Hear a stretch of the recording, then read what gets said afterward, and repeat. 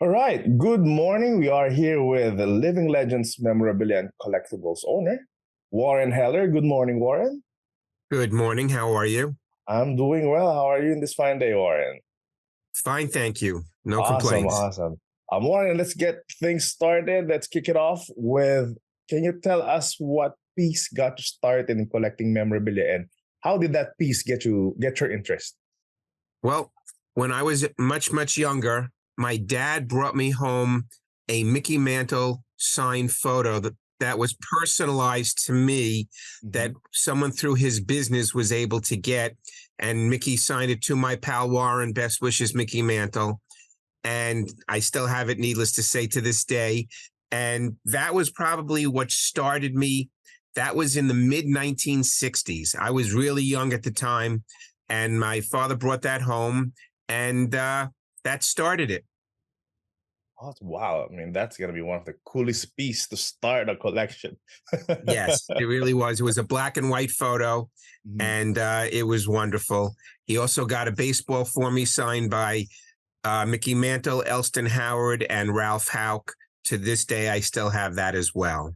Uh, were your dad able to tell you the story and how he was able to get those items and how he was able to get the signature on M- them? my, Through business, my father was a buyer of children's clothing for various stores. And apparently, one of the owners of the stores had some type of an in with the Yankees and was able to obtain this baseball for my father for me. Wow, that's something. That's definitely something. And um, because that's a high value item to start a collection already. And I'm sure when you were a kid, you didn't know much about that. You're No, just I did happy not. about. I just put it on a shelf and left it there. The photo we put in a frame and hung it up on the wall and left it there. And that's how it was for my entire time growing up before I got married. It was always hanging up in my room. Wow, awesome, awesome. And is that your prized or your favorite piece in your collection, or are there any other piece? No, I wouldn't say that's my favorite piece, but that was what got me started. So that will always rank high as far as things that I'm most proud of. Mhm. But I have Hall of Fame bats. I have one of my own, and I have three for my three boys. Mhm. So mine probably has close to 100 signatures of just Hall of Famers. So Wow. that's pretty high on my priority list. I also Mhm. have a Michael Jordan signed Peter Max piece that's hanging in one of my son's rooms. Mhm. It's numbered, limited edition, certified by Upper Deck. It's an absolutely beautiful piece. I also have a Yankee helmet that was signed by various members of former Yankees, including Mantle and DiMaggio, Mhm. Yogi, Whitey Ford. So that it probably has about 50 or so signatures on it. So that's also a pretty prized collector item of Mhm. mine as well. Wow, I mean, with that much signature on a piece, I bet it's gonna be hard to like give value to it or even have that authenticated with all those signatures surrounding a single piece. Well, well, the Michael Jordan piece I've seen sell in upwards of 5 to 7,000. Mm. The Hall of Fame bats, again, depending on which signatures are on the bats, have various values, but all of which are in the thousands. The Yankee helmet is probably worth about 2,500. And between what I've collected for myself and my sons over the years that I've been in this, uh, there's a very extensive collection of various items that we have in all different sports, as well as entertainment and Mhm. political memorabilia as well. I have signed books from various presidents to my children and whatnot. So the collection is vast. Wow, wow, awesome. That sounds great. Um, since we're talking about high value or items with values with a lot of signature, how about a piece that does not have much value in the eyes of others, but for you have a strong sentimentality for it? Uh, well, the first item that I ever personally got signed was at a New York Mets game against the Dodgers. there was and the person who signed it, if you ask 100 people would say they never heard of him unless they're Dodger fans going way back. It was a relief pitcher by the name of John Purdon, and he signed my scorecard for me. And I remember I was probably about 8 years old, and I was just so excited to get an autograph. Didn't matter who it was, but I still have it to this day. And that was the first autograph. So as an answer to your question, to me, it means something. To anybody else, it would mean nothing because he wasn't anything special as far as being a pitcher. But that was the first piece that I ever got. So for But you, I mean, I'm sorry, go ahead. Yeah, sorry. Go ahead. I mean, when you asked also about prize, I have a Babe Ruth Lou Gehrig ball, and my father was a collector of the presidents. So I have his entire collection going back from George Washington all the way to Joe Biden. So I have every president. So that's a pretty valuable and, very personal piece. I've thought about selling it, but my children don't want to because, that was passed down from my father. And they have a huge sentimentality toward it, which I understand. But my problem will be, how do we divide that up amongst three boys? And when the time comes, you have probably 4 presidents that have the most value, and then everything after that is much less. But how do you divide it? And I have no idea how to do it. So at this point, it is what it is. Excuse me. Yeah, that's a problem for another day. Yeah, exactly. Awesome.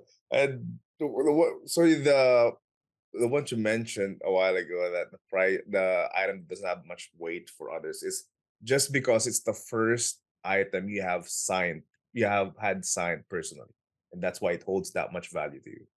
To me, because that was what really got me going on a personal level, other than the item that I mentioned earlier that my dad had gotten for me. But this was the first autograph I ever got. And, it started things because my parents would take my sister and I to various sporting events. So I would always stay after the games and get autographs. We went to the Knicks games when the Knicks were good, and Willis Reed, Walt Frazier, Dave DeBusschere, Bill Bradley. I was always getting autographs after the game of those players, as well as the players that they were going up against. I remember one night on a Saturday night, they played against the Chicago Bulls. And I was able to obtain probably about 20 autographs in total, including, the Knicks that I just mentioned, and Bob Love, who was an all-star from the Bulls, and Norm Van Leer and some other players who, so that really was exciting for me to go and be able to meet the players and get autographs. Other people would say, what's the big deal? It's just a signature on a piece of paper. But to me, it had much more meaning because it gave me the opportunity to actually see the players up close and personal and meet them. Yes. And back then, there wasn't much businesses that does this. It's just really a fan meeting a player. Absolutely correct. Absolutely correct. I was a collector for years and years. Then I went to college, then I went to law school. And when I was in law school, my girlfriend at the time and I were in Boston for a weekend. And we were walking down Commonwealth Ave, which is a main thoroughfare in Boston. And all of a sudden I came across what appeared to be, it was called a baseball card store. I'd never been in one before. So we went in and I noticed so many things hanging up on the walls and frames and whatnot. And I said, I have that. And I have this. And look at the prices. And I said, wow. And this was around 1984. No, 1983 or 84. So after that, I then said to my wife, I could sell some of well, she wasn't my wife at the time, but I said, I could sell some of these things. So my father and I then started to do shows on the weekends because I was practicing law during the week. And it turned to be very profitable. So I would average maybe 2 or 3 shows a month. And, it supplemented my income and it was very, very nice. And I had no complaints and met a lot of new people Also met some athletes because this is when the shows were starting and athletes were appearing at the shows. Mhm. From the mid 80s, I did shows up until 1996, which is when I opened up my store. Mm. So it was very, very interesting and a lot of fun. I introduced my children to it, and the rest is history. How did your children respond when you introduced them to it? Well, when I would do shows, they Mhm. would come to the shows either with me or my wife would bring them. And I'll never forget Joe Namath taking off his Super Bowl ring and giving it to my oldest son to put on his finger, and it Mhm. took up 4 of his fingers. And Oh. it was, it just something that I'll never forget. Another Mhm. time was right after my oldest son had been born back in 1988. I was doing a show and Ralph Branca and Bobby Thompson were there. And my wife brought my son, who was less than a year old, to Mhm. the show with her. And the two of them put him in their arms. And we took a picture of them and they signed the picture. Uh, Oh. and, it's things like that you just never forget. Yeah, yeah. That's sweet. That's a nice memory to have, definitely. Yes. So, that's something that I'll never forget. And Mhm. it was enjoyment for everybody. Yes, definitely, definitely. And now we're talking about pieces and all that. What would you say is the most valuable item that you have had in your collection, or you might still have it today? Well, probably what I have today, it would be the presidential collection. Mhm. That's, as I said, autographs going all the way back to George Washington up to the present on either signed photos or checks or land documents Mhm. or letters or cut signatures. That's what basically they're all contained on. Mhm. Oh, wow, wow, definitely. And that's I, I I just can't wrap my head how your dad was able to collect up to George Washington to up until now, and the effort that he had to take just to make sure he had a complete set of that. Well, he did it piece by piece. It wasn't that Mhm. he was able to obtain it all at once. You know, when he saw that I was involved in the autograph industry, Mm. he was always a history buff, and he started to collect the autographs of the presidents and made acquaintances with some experts in that field. And it proceeded and went on from there. And he passed away in 2014, and my family got that entire collection. And since then, we've added President Trump and President Biden to it. Mhm. So you're saying So, that your dad started that because he saw that you were interested in the autograph industry, and he started yes, collecting from that. Wow. correct. And that's a I father's think, love right there. yeah. And, he really enjoyed it. And he did, when I did shows, most of the shows that I did in the 80s and 1990s, he did the shows with me. So, it was a nice bonding experience. We spent a lot of time together. And that was that. That was the beginning of this entire uh procession of my life. Mhm. Wow. Awesome. Awesome. Thank you for sharing that. How, with your experience, having all of this vast amount of experience in as a collector, as someone who's as a fan who's having things signed by players and by individual people also, since you have also items in the entertainment industry, what would be your tips in maintaining collection? Since you have like a variety of items, how do you maintain your collection? How do I maintain it? Well, it would need to be in a smoke-free environment, Mhm. um, with lighting to a minimal amount because you don't want baseballs to fade or signatures to fade. And unless you have it in UV rated Mhm. cases and things of that nature, any type of light, sunlight, ultraviolet light can fade things. And I've seen it happen many, many times. Mhm. So you really have to be careful.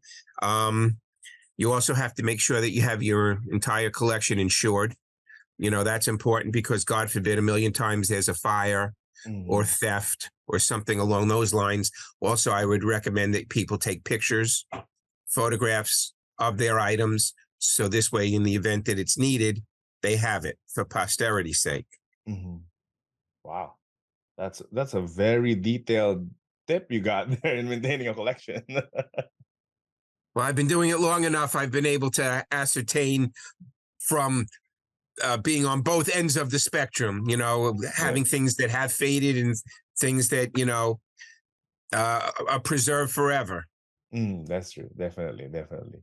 Um, you mentioned a while ago how your dad took his time to get the pieces of the presidential collection in place. And he took his time because he was getting them piece by piece. It's not like he got a whole set as a one whole deal. He was Correct. getting he was spending time looking for one, getting deals with individual people just to get that collection complete.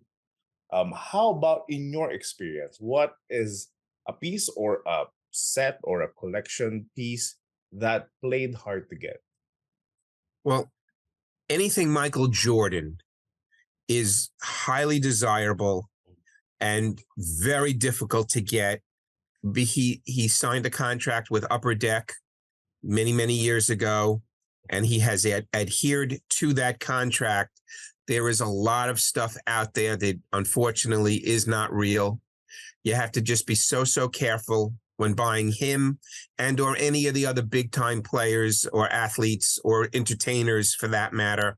You need to have it authenticated, certified, various authenticators out there. And you just have to, and unfortunately, sometimes these authenticators have made mistakes. You Mhm. just have to hope that they haven't made mistakes on your pieces. You have to know who you're dealing with. You have to Mhm. have faith in who you're dealing with. And, it's a process, and you just have to be happy with what you have and make sure that the people that you're dealing with are on the up and up. Mm.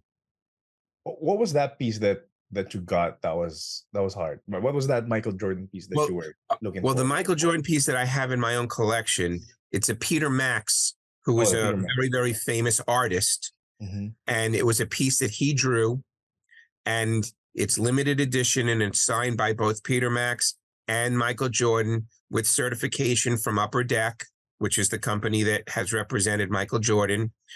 And that is one of my prized possessions. And in fact, my youngest son said, "Dad, you don't have to leave me anything else other than that."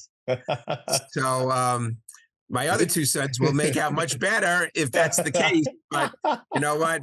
I won't be around for that. So that'll be up to all of them to divvy up amongst themselves. Is it hanging in the younger son's room? Because you mentioned it was hanging in, Yes. in the son's room. Yes, it is hanging in his room. Oh, yeah, he's So made he his thinks territory. Like no one's so gonna he touch thinks possession is 9/10 of the law. And he knows that he has a father who's an attorney. So he it. realizes that he has to tread on very thin ice. That's hilarious. Excuse me. That's hilarious. Oh, speaking of kids, Yes. what was something that was great to know when you were starting, like to collect pieces? What was something you wish you knew back then that you could still apply today? Um, what I'm not sure. What do you mean? Oh, I'm saying that when you were starting collecting pieces, what was something you wish you knew when you were starting then? That is that with that information is still applicable to this day.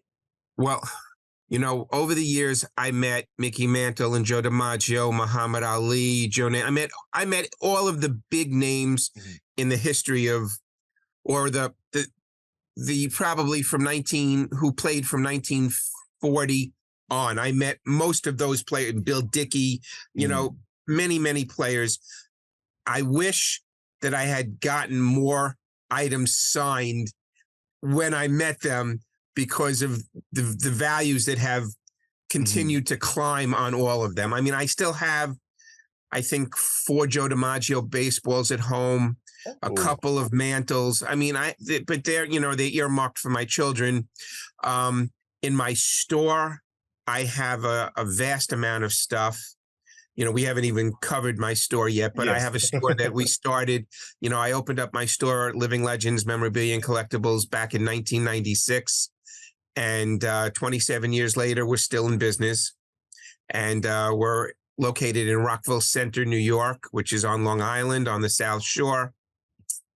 And this location we've been in now for almost 10 years. We were in another location in Belmore, which is another town in Nassau County. We were there for 18 years, and now we're here for almost 10. So, over the years, we've had athletes who come to the store and sign autographs. And, we've obtained a tremendous amount of items. I have people who work for me who go to the ballparks, the hotels, spring training, movie sets, things like that. We personally go to Yankee training camp every year, as well as going to the U.S. Open tennis tournament, usually 4 times a year. And we're always getting tennis balls and getting wristbands from the players, things like that. And, it's become a love affair for my whole family. Have your sons started collecting, aside from the pieces that you have already that they admire? Well, Have they started making their own? I mean, their collections have been built by me. They'll once in a while, my youngest son goes to various sporting events in the New York area, as does my middle son. So they'll get things signed. My oldest son is in South Carolina, so there isn't that much sporting events that take place there that he can get stuff. But I'll always, if I have an athlete coming to the store, I'll always get items personalized for them. As well as, now that I have 2 grandchildren, I will now start getting things signed for them as well to get them started. And, it's just been an interesting 27 plus years. I never dreamed that I would ever have started to get into this. I thought I was going to be practicing law for my entire life. And, but, things change. We started this business, as I said, in 1990s. We opened in February of 96. I had been working as an attorney, and I had been practicing for 10 years. And the firm I was working for had a dissolution of the partnership. They claimed that it wasn't going to affect me, but one Friday in October, they called me into their office and told me that they were letting me go. And I said, why? And they said, because we have to pay the senior partner who's leaving, and we need your salary to pay him. Oh. I said, but you told me that you weren't going to. They said, you're right. We did tell you that, and we're terribly sorry. I said, did I do anything wrong? And they said, absolutely not. It had nothing to do with me personally, but we have to let you go. So, after practicing 10 years, going to law school, passing the bar exam, to be treated like that, I was so upset, flabbergasted, disappointed, angry. I could go on and on with the adjectives. So I came home from work that day, and I said to my wife, I said, I need a change, a temporary change because I'm just so disillusioned with the legal profession for what happened. And she said, well, what would you do? I said, maybe I would go and open up a memorabilia store. She said, you've never done that before. I said, no, but I have plenty of inventory because I do shows. She said, do you have enough inventory that you could open a store? I said, yes. And then she said, where would you even open it? I said, that's a good question. What I would need to do is to find a place that I could piggyback onto a pre-existing store that would have some type of sporting goods or something dealing with sports. So after about a week of looking, I found a place in which it was a strip mall, and it was a bakery that was going out of business. And 2 doors down from there was a hockey equipment store. So I said, well, there we go. So I pursued it, and from probably November of 95 till February of 96, we discussed and we agreed to the rent, and then we had to renovate the store, which we did. And we opened on February 12th of 1996, and we've been open ever since. Wow. What a story. What a story. But here, I also thought that I was going to be open for maybe 2 years and then go back to law. Here I am now, 27 years later, still doing 7 years this. later, it's still standing strong. Excuse me. It's So that's my story. awesome, awesome. Um, since your kids have started going to the collection, and I'm sure there's no better person to ask for tips than you. What was your learnings that you were passing on to them as a beginner collector? Well, as I said, you have to feel comfortable trusting the people that you're dealing with. You Mhm. need to have things checked out, and or if you're going to get it signed in person, try and take pictures of the player or the athlete that you're getting an autograph from for authenticity purposes. That's always important, and that was something that I taught my children long ago, and to this day they still adhere to that. Oh, that's good. That's good. You mentioned a while ago that you were only thinking you'll be in it for a few years, for a couple of years, and then go back to law. If you never start, how about if you never started collecting at all? Would you think you'll still be doing law, or would Yes. you say that you'll be doing one way or another Well, as a uh, memorabilia it's store? funny. Originally, when I went to college, I majored in journalism and I minored in speech communications because I wanted to go into broadcasting. And Okay. in college, I worked for a couple of TV stations, and I also did play by play for my college for baseball as well as for basketball. Mhm. And I was really looking forward to going into that type of a career. At the time, I had a girlfriend, and I decided that I didn't want to. After hearing stories from everybody, are you going to have to move to the middle of Iowa or the middle of wherever? That's not possibly a very well populated area to get your start in the business. I decided I didn't know if that was something that I really wanted to do. So I then took some courses in law, and I decided that, you know what, I'm going to go that route. So I went to law school, and then, took the bar, and I passed the bar and practiced law, as I said, for 10 years. Mhm. And if I wasn't in this business, I probably would have stayed and still been in the legal business. Interesting. That's interesting. And now that I mean, you, I'm still to this day, I'm still admitted to practice in New Mhm. York. So, if I closed my store tomorrow, I could go and practice if I wanted to. But I have no intentions of closing tomorrow unless somebody comes in with a wonderful offer, Yeah. you know, and then at that point, I would decide whether I want to just retire or, do something else. But until that time happens, I am where I am. It's, that's great to hear. That's great to hear. And your law knowledge, you're currently using it in your business. Yes, it helps because when I have to draft a contract to Mhm. it's for an athlete to come in. In fact, I just drafted one a couple of days ago. I'm hopeful to have a former New York Ranger coming down to my store in early November. Mhm. So I don't want to mention any names at this point, only because the contract hasn't been signed yet. So once it's signed, I'm only too happy to discuss it and advertise it. But until then, I just need to wait. But the legal profession has certainly helped me a lot. Awesome, awesome. And since you have like a vast collection, as you mentioned a while ago, that your wife said you have a collection enough to start a store, which you have. When you're looking at your collection today, what is it that you feel? When do you mean my collection at home or what I have amassed in the store? Your collection at home, your personal collection. Okay. Well, the collection that I have at home, I have a lot of things hanging up on the walls. Mhm. I have, you know, baseballs that are in a closet, so I don't get to see them very often. Though I do have one display that has some very, very expensive baseballs in it. I have a collection of autographed books of athletes, entertainers, and politicians. There's probably at this point about 350 signed books.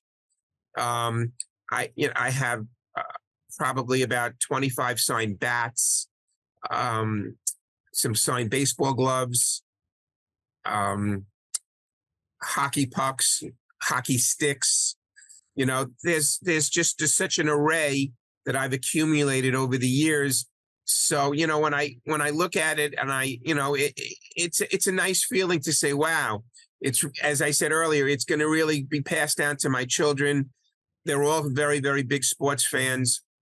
So I'm sure that these items will stay in their families and remind them of their father and their grandfather. And they're happy to get it. They're already Oh, I'm making sure they'll be very territories happy to already. get it. They've already started to discuss that, as I mentioned, with the Peter Max piece with Michael Jordan. But you know what? In time, they'll all have everything that they want. And it's good that when you come home, you see the items because they're displayed, and you just get reminded of how good the feeling is of seeing them and enjoying them like every day. You enjoy them every day since you come home and you see them like that. So it's really nice that you are able to enjoy them, not locked in a vault somewhere trying to. Because you still have to see them. You still have to appreciate them. Right. Whenever I've had athletes come to my store, I've always had pictures taken of the athlete with my children. So this past week, Brooks Robinson passed away, and I went back into one of the books, and I saw a picture of my son standing with Brooks Robinson. So, it brings back memories. And at the time, Brooks Robinson was the nicest man you ever want to meet. He was so friendly with everybody, and he was so nice to my children. So when I look at the picture, I just think back and have such wonderful memories of it. Awesome. That's nice. That's really nice. Yeah, we were mentioning about your eldest son who's not even a year old being held by famous athletes.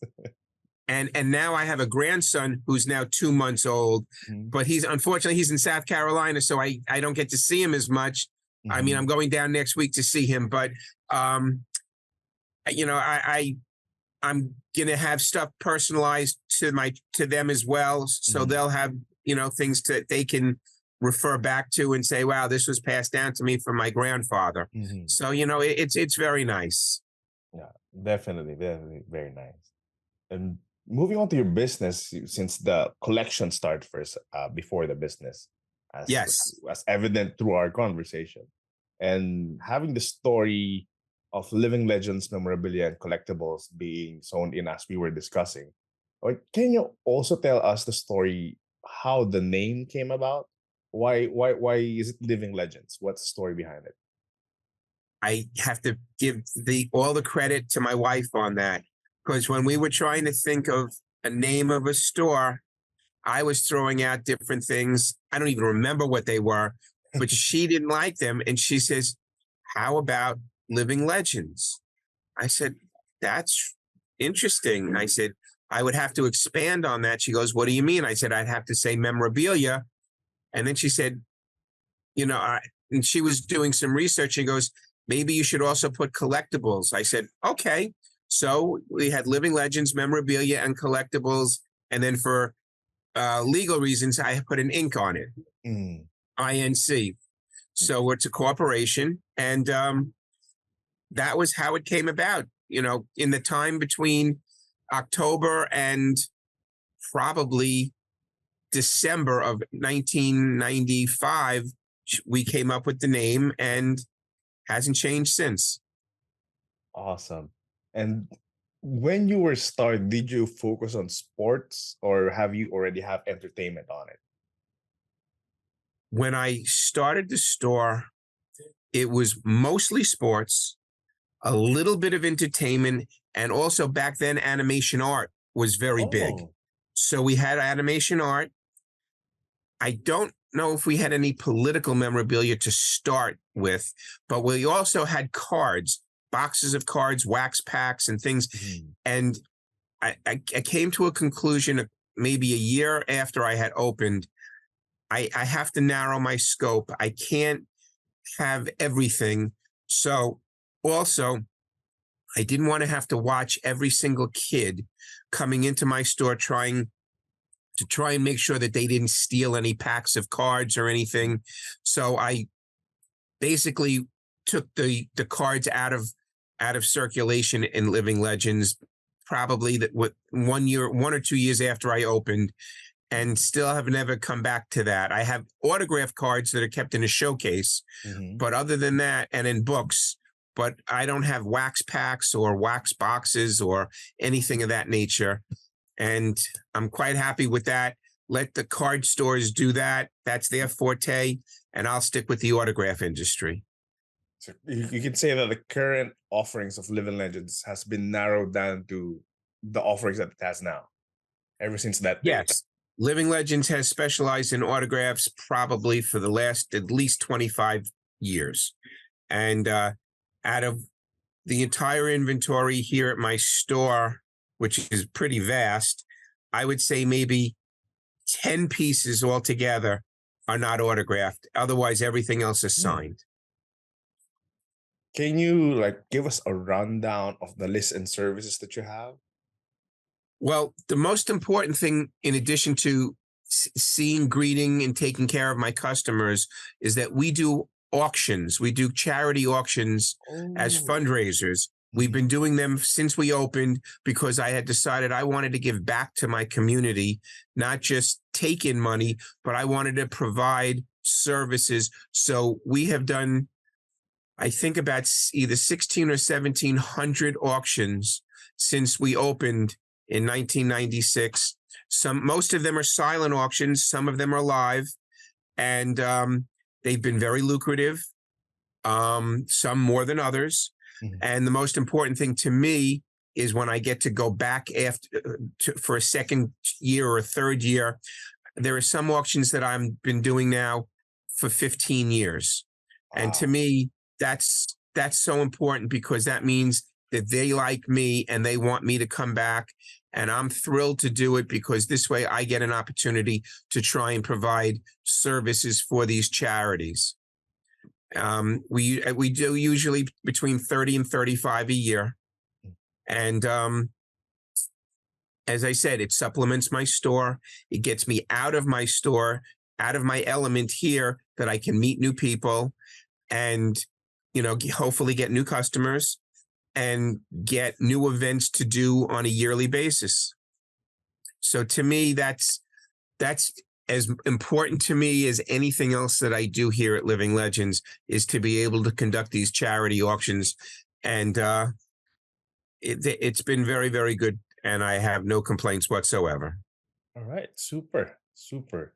And it's a while ago, someone was calling regarding trying to sell items to the store. As you mentioned, people go to the store. Sometimes they Mhm. call. Sometimes they just go in the store physically and have the items with them, trying to sell you the collection that they have. What would you say are one of the craziest or coolest item or requests that you have gotten all throughout these years? Someone once asked me for a drum signed by Ringo Starr. And I said, Mhm. I wouldn't even have a clue where to get something like that. There are places that you can get some of the Beatles autographs. Mhm. The Beatles are extremely expensive. The Ringo Starr is probably the cheapest of them, Mhm. but he's still a number of $100. But on a drum, I was like, I have no idea. Maybe a drum head, but Mhm. not a drum. So that could have been one of the craziest things I've ever been asked for. Wow, that's definitely something. It's logistics wise, that's going to be quite a challenge too. Oh yes, Hold people on. call me and ask me. In fact, I bid in an auction last night Mhm. because I have a customer who is a huge Green Bay Packers fan, and he wanted a helmet signed by their new quarterback. So I was able to bid in an auction last night Mhm. and won it. So I texted him last night that I'll let him know when it comes in. So I have him as excited as can be because the thing that he wanted, I'm able to get for him. And, once a customer is happy, you hope that they're going to come back because Mhm. you've done exactly what they've asked for from you. So this is an ongoing customer who has been a Green Bay Packers fan, and over the last couple of years, I've gotten him probably about 15 different Packer items, and this is Wow. just one more. So when I texted him last night, he was absolutely thrilled. Uh, with him, money was no object. So, I was able to get it within the price range that he had asked for. So he was thrilled. So, things like that make me happy that I can put a smile on a customer's face, knowing that they're going to come back to me. Because I'm not worried about today's sale. I'm worried Mhm. about tomorrow's sale based on how someone reacted to today's sale. If I gave them a good price, if I discounted something for them, Mhm. and they walk out with a smile on their face, chances are they're going to come back to me. Essentially, just So having a good experience at the current, so that they would carry it on from days after. exactly, repeat customers are so vastly important, and I'm thrilled when they come back in. Now that we're on that topic, what would you say are your top philosophies in business? Top philosophies. As I said, most importantly, you want to have a customer leave the store with a smile on their face, be it an adult or a Mhm. kid with their parents. Oh, I'm so excited. I'm so happy, because that makes me happy, because being a father and, having bonded with my children when they were younger, I know exactly what it feels like, when you do something that your child is really happy about. Mhm. So to me, that's so, so important. Um, and as also I said, when I get a call back to do a repeat auction, that's showing me that they're satisfied with me and what I'm providing to them. And that makes me equally as happy. Awesome. All right. And with the many hands that are happening in the business, with people selling items, and you are able to you be procuring for them also, so you're procuring items for them, them asking you for items too. What would you say is the rarest or most valuable item that the business has carried at a time? Well, I had, I hate to harp on Michael Jordan, but I had a piece of the Chicago Bulls floor from when he played that Mhm. was autographed by him and had all the certification from Upper Deck. So that piece has sold, but and then I also have a piece in the store currently, which I call it my showpiece. It's Mhm. from the Wizard of Oz, and it's an Ooh. autograph collage, and it's got autographs of all of the main characters as well as 9 of the Munchkins. And Oh. yeah, it's an unbelievable piece. I've had it for a number of years. I Mhm. keep hoping to sell it, but as I said, it's expensive. I mean, I have it out retail at $8,000. I've seen comparable pieces for 12 and 13,000. So I know I'm certainly in the ballpark. Mhm. It's just a matter of finding someone with the love for that movie Mhm. and the money to be able to afford it. So, but Wow. those would be the two biggest ticket items. I also had a Yankee bat Mhm. that was signed by 160 some odd former Yankees that has also Oh. sold. Um, the big name on that one was Mickey Mantle. Mhm. But you know, certain things just are irreplaceable, and they're one of a kind types of things, and you get attached to them. But someone told me when I first opened up my store 27 years ago, don't ever fall in love with your merchandise because it's there to be sold. Mhm. Don't fall in love with it. And I've kept that in my mind to this day. That's a hard policy to uphold, Yes, it especially is. you're a collector. I have a few pieces in the store Mhm. that I just absolutely adore. And if I came into my store one day and they weren't there, it would be like something missing from my life. But Mhm. again, the fact that I love it, I'm just waiting for somebody else to come in and say they love it, and then it'll sell. Mhm.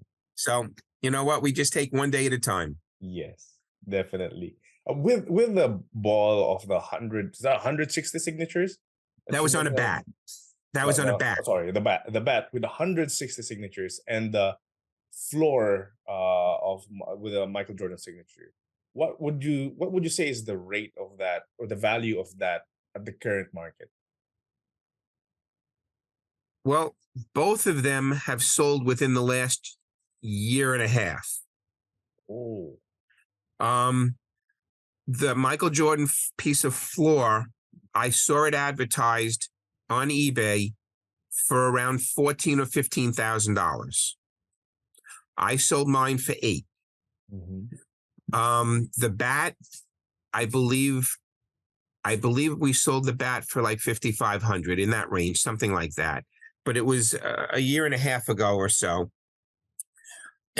Again, items will go up in value as the unfortunate of players and athletes and whatnot passing away. Mm.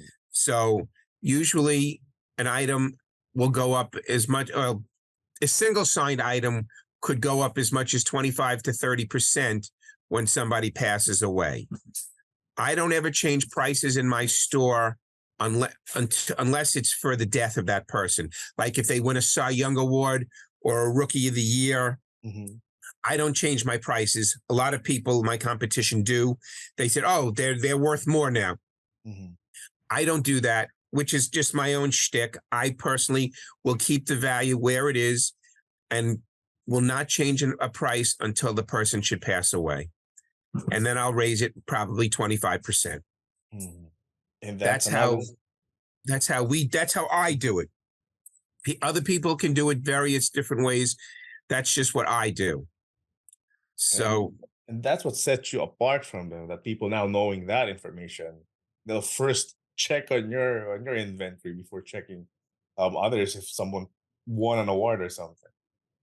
yes, and I have to, as morbid as it sounds, I have to constantly check the obituaries, to see what's going on, because Mm-hmm. there have been times that people have found out that somebody has passed away before I did, Mm-hmm. and they'll call and ask me if I have it, and they'll ask me what the price is, and I'll give them the price, and then I'll find out that they died.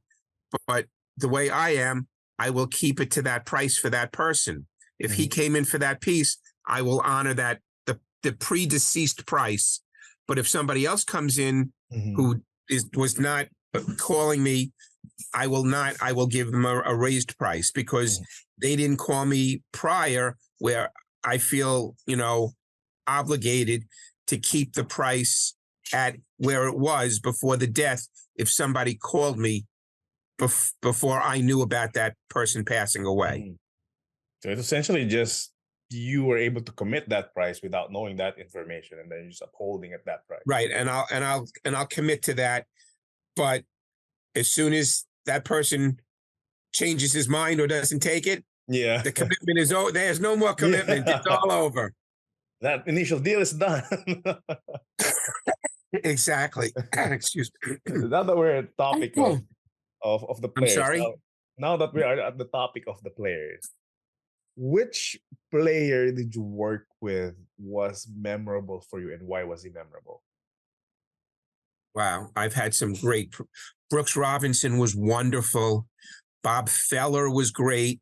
Bernard King, who played for the Knicks, was a wonderful guest. Um, Monty Irvin, who's a baseball Hall of Famer, was superb. Brett Gardner, who played for the Yankees for like 15 years, I had him in my store his rookie year, and Mm. he was the best. He was just such a great guy. So every year after he was in my store his rookie year, whenever we would go down to spring training and we would see him, I would always say, "How's the baby?" And he'd look and laugh, because the baby might now be 7 years old. So it wasn't a baby anymore, but and he knew as soon as he saw me, he goes, "Yep, the baby's good." So, it was just this running thing that I had with him, and he was a wonderful guest. Um, I had Erin Murphy, who most people wouldn't remember, but she played Tabitha in Bewitched, Mhm. the show that was on in the 60s. I Mhm. had her in my store. She was such a lovely woman and such a sweetheart, and so nice to all the customers. So she was a really wonderful guest. I mean, I could go on and on. I've been very blessed to have really, really good entertainers and athletes who've come to my store, and they've been very personable with the customers, and the customers always enjoy that, and then they come back. if it's as long as it's a team that they root for Mhm. or a show that they watched on TV. So it's a nice thing. Mm. Not Um, always profitable, but it's a yes, nice thing for the customers. yes, definitely, and that's a nice experience for everybody else. Correct. And how about there are times when we just at the timing when a player is not having a good day. Have you had any difficult or tricky situation with a player? You're not Yes. you're not I obliged to name any names, but just no, tell us about that experience. I there's only been one experience that I've ever had that was not pleasurable. Mhm. I won't mention his name, but he was a member of the cast of The Sopranos. Okay. And he came to my store and he smoked like a fiend. So every 20 minutes, he'd go outside to smoke a cigarette. Mhm. He also was not the friendliest with the customers. When someone asked for him to stand up for a picture, which I always allow, um, he refused because my hips are bothering me. Yet he would be able to still go outside every 20 minutes to smoke a cigarette. And in the 27 years that I've been having guests here at my store, he was the only guest that I ever had complaints on. And I felt terrible, but you know what? Wasn't my fault, and there was nothing I could do. So, in answer to your question, it only happened one time. Wow, that's something. That's definitely something. With and that's the only complaint you had all throughout this 27 In years. all of the times that I've had guests in my store, that was the only time that I ever got complaints. And that was how long was it when when this event was? That was in my old store, so it was prior to 2014. I don't know exactly, Mhm. but it was almost, it could have been 10 years ago. That's still a long time to The Sopranos was still on TV yeah. then. That was still a long period, and you're still maintaining the reputation that you have now, where there's no complaints aside from that thing that happened 10 years ago. Correct. Right. So you That's know what? interesting. As I said, I've been very fortunate, Hmm. and I just want to let things continue that way. And as long as people are happy and come back, I'll be Hmm. happy. And there's nothing else I can say other than please God, let things continue. That means that the process that you have right now are working well, that people are enjoying. I mean, and the philosophies that you have, as you mentioned, it's making sure that they're happy. I'm sure that that definitely plays a lot of role why people are coming back and having a wonderful time with living legends. Hmm. Um, how about the challenges that you face in business? You've been here for more than 20 years, 27 years. What would you say are the top three challenges that you had and Well, maybe in this the, business? the biggest challenge was COVID. That by far and away for a year and a half, I lost more than half my auctions for Mhm, that year and a half. And auctions are a big part of my business. mhm, So to lose um, uh, uh, more than half of them, it took its toll on the business. Uh, you know, Other things that have affected the autograph community, not necessarily my store, but in general, you have third party authenticators who are giving opinions. And I stress they're giving opinions on various signed items. Their opinions are not always right. mhm, And, you have some customers who adhere to us. Like when Steiner was in business, some people would only buy if it was from Steiner, which I respect. I didn't agree with, but just because it's not from Steiner doesn't mean that it's not real. But again, everybody has their own beliefs, and I respect that. mhm, So, you know what? I just take it at face value. But the third party authenticators, as much as in the beginning in the early 90s when they started, that everyone thought, oh, this is going to be a great thing. mhm, Now a lot of the auction houses are no longer using them because they know that they've made mistakes.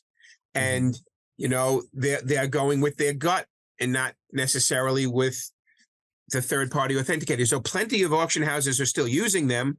Some have started to refrain from them. Those would be probably the two biggest problems. There are certain months of the year that are better than others. So the ones that are lousy months, you know what? You just have to allot a certain amount of money that you're going to be able to carry through and not have to worry about, now what am I going to do? So, to pay, you have to pay your bills. So, you have to have a certain amount of money a month. And, the months that are really good, you put some away. The months that are not, you use the money that you put away. So, it balances out, but I'm not going to complain. I've been very, very fortunate. I've been lucky. I've had my health. And again, I hope that as long as I want to run the business, it's here for me to run. Awesome.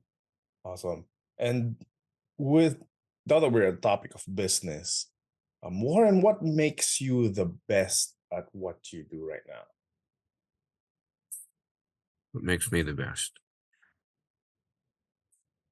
At Living Legends, I am always thinking of the customer. I want them to be happy. Even if I'm not making as much money on a certain transaction, as I mentioned earlier, the most important thing for me is for them to come back. And sometimes there are people out there who are only interested in today, not tomorrow, what they can get out of somebody today, and they'll be happy. I don't look at it that way. I want somebody to be happy and come back tomorrow. So what that to me separates me from a lot of them who are always looking for instant gratification. I'm not. Is it nice to have a nice sale, make a lot of money on a certain transaction? Absolutely. I'd be a fool to tell you not. But I want that same person, if he spends $200 less today because he asked me for a break, knowing that he's going to really be appreciative of that and say, wow, Warren treated me good. I'm going back to see him for some other stuff. There's nothing better than that. And to me, that's probably what makes me different than a lot of my competition. And this is a conversation, or this is a topic that have been consistently showing up within our conversation, how you aim to make sure that the client have a great experience with you, a great experience with Living Legends, and just essentially leaving with a smile on their face, making sure that they win whenever they come to the store. That's something that has been consistent within our topics. And now that you always aim to do that, what makes you say, what makes you bring your A game every day to always deliver that? What drives you to always do that? Not always so easy, but you know what? When a customer comes into my store, I'm there to greet them. First thing I'll say is, if it's not a repeat customer, I'll say, how did you hear of us? Because we do a lot of advertising, and I'm always interested to see how my advertising is doing. So I'll say, well, how did you hear of us? Oh, a friend of mine told me, or I heard that you had a website, so I looked at your website, or I Googled, memorabilia in Nassau County, and you were the first one that came up, and you were the closest, so I came by. So that's the first thing I'll say. Second, I'll say, is there anything in particular that you're looking for? Then I'll say, what are you looking to spend? And then I'll start pointing them in different parts of my store that will equate with what they're looking for. And I would say most of the time they will see something they like. Whether they buy it at that time is another issue, but rarely does someone come in here and say that there was nothing that they liked, because there's just such a vast amount of memorabilia here in my store. If you go to my website, which is livinglegendsny.com, you'll see pictures of a lot of the various things that we have had and still do have here in the store. And I can't imagine that something isn't appealing to somebody. So that's really, when they come in, that's basically what I'll do. And, they'll say if the price isn't what they're looking to spend, and they say, Mhm. Do you have any room, or can you do any better? If as long as I have some room on the piece, I will make it available to them and try and accommodate them as best that I possibly can. With the business already with its 27 years of history, what drives you to still do this day in and day out? What makes you still do this even after all these years? It's a You mean 27 27 in addition to the lease? yeah, in addition uh, to the lease and the bills that um, are pending. I, you know, I practiced law, as I mentioned, for 10 years and I enjoyed it. But, I got turned off by the episode that I had mentioned previously. I never thought that I would be being in business here for 27 straight years. So to me, that's a feat in and of itself. Um, but I enjoy coming here so that I could put a smile on someone else's face when they come in. Often when a father comes in with a son and the son is looking around like in awe, like he can't believe what's all over the walls, and says, "Dad, Dad, Dad, look, look, look. Oh my God," things like that. I'm happy Mhm. because it reminds me of my relationship with my children, and not necessarily in memorabilia, but if they went into a clothing store and they saw something they really liked, or whatever the store is, it was, it brings back memories to me. And I always like to see kids happy. Mhm. And obviously, if they're happy and their fathers do whatever, or their mothers make the kid happy, it's going to make me happy. So that's really what I enjoy coming to the store every day to see. Wow, awesome. That sounds great. That definitely sounds great. And with your vast experience as a businessman and even as a collector, even longer as a collector, what would you say are your defining moments as a businessman and as a collector? Defining moments. That's an interesting question. Defining moments. What sometimes, if I've had a certain guest here to sign autographs and to see the people so happy, and to just tell me, "Oh, Warren, thank you so much for having me here Mhm. and inviting me to meet this person who I've enjoyed watching either play or act over the years." That's nice. I'm a define. When I moved from one store to here and was able to function, not know, you never know of the unknown when you move from one location. And even though it's only 15 minutes away, Mhm. you don't know if the people are going to still travel to come see you and be the customers that they were there for 18 years. But for the most part, we've had the turnover, and they've come back. And that's a big accomplishment for me, knowing that I'm providing them with a service that they're willing to travel additional time to get to, so that they can be fulfilled with their desires. And that's something that we, as I mentioned during like off the record a while ago, that it is people like you that service the community that makes this industry alive. Because without someone like you that people go to, that people refer to, that people would travel to and have access to these pieces, and then you would understand that the community will not have access to that piece anymore, and Mhm. that the players sorry the collectors within that area would have to resort somewhere else. And with the internet out there, I mean, there's the experiences might vary. That's an extreme experience. They'll be able to experience good, they'll be experience the opposite side of things. And that, I was just thinking another thing that gets me mhm, happy, or I don't know if I call it monumental, but after I do an auction, mhm, and hopefully it's a successful one, the fact when I have to write a check to that organization, you know what? I feel good because I'm helping an organization that usually is in need of the money, and they were nice enough to give me the opportunity to present and to conduct the auction, and I'm equally as happy to provide them with a check, comparable to the proceeds of what they were entitled to from their share of the auction. So, most people would say, "Oh, I don't want to write a check. I don't want to have to give them money."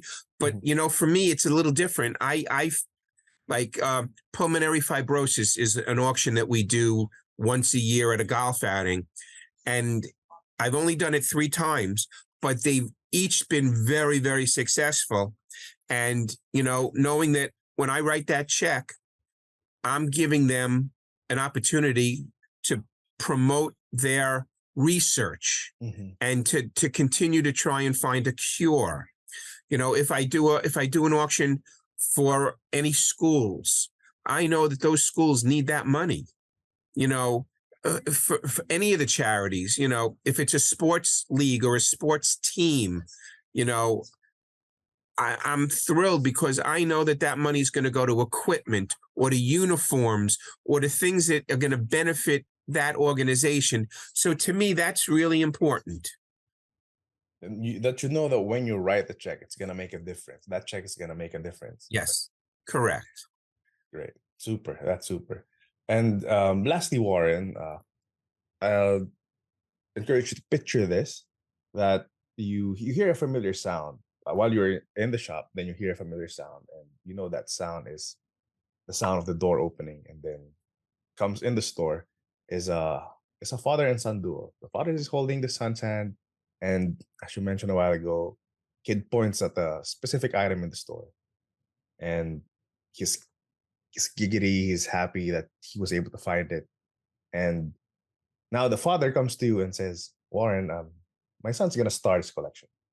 I have no idea how to do it. I've never had a collection, but he's really passionate about this player. And would you be able to give him a few words on how he can start his collection? What Sure. would be something Well, that you would well, say? first they need to first they would need to narrow the scope if it's a certain sport. Then they would need to narrow it if it's a team. And then if it's a certain player, then I would have to know if I have anything on that certain player. Mhm. And then I need to find out, well, what is the father looking to spend? I mean, if it's a signed card, if it's a signed photo, if it's a signed baseball, if it's a signed jersey, if it's a signed bat, if this is all as long as it's in the baseball field, Mhm. um, that's what I would need them to give me some guidance, and then I can give them guidance as to what I have and what the price range is based on what they're looking to spend. I say, if they're looking to spend $100, hypothetically, I would basically say a jersey and a bat are out of the question because those are going to be much more. If they say, well, the sky is the limit, that'll put a huge grin on my face, but I would then be able to, show them various things that are available for that individual team or player. So Awesome. that's really, I would, it would be a give and take. I would need to find out some information from them and then parlay that into what I can show them from what they're asking about. Mhm. Super, super. And lastly, any final words to people that would read your section, to people that would listen to your feature? Well, li- I am a people person, and I consider Living Legends to be a people business. We're always looking for new customers. We're always willing to greet new customers. We're thrilled to have new customers, as well as, of course, reoccurring and ongoing customers. But my door is always open to everyone. And, I were only willing, I'm so happy to help someone find something that they're looking for to put a smile on their face or their child's face. And I just hope that that never ceases and that always just continues. And that, as a result, Living Legends continues to strive forward and to do well in this industry. All right. And that is it, ladies and gentlemen. We have Warren Heller of Living Legends, Memorabilia, and Collectibles. Thank you so much, Warren, for sharing us Thank your you. experiences and your expertise in this Thank field. you.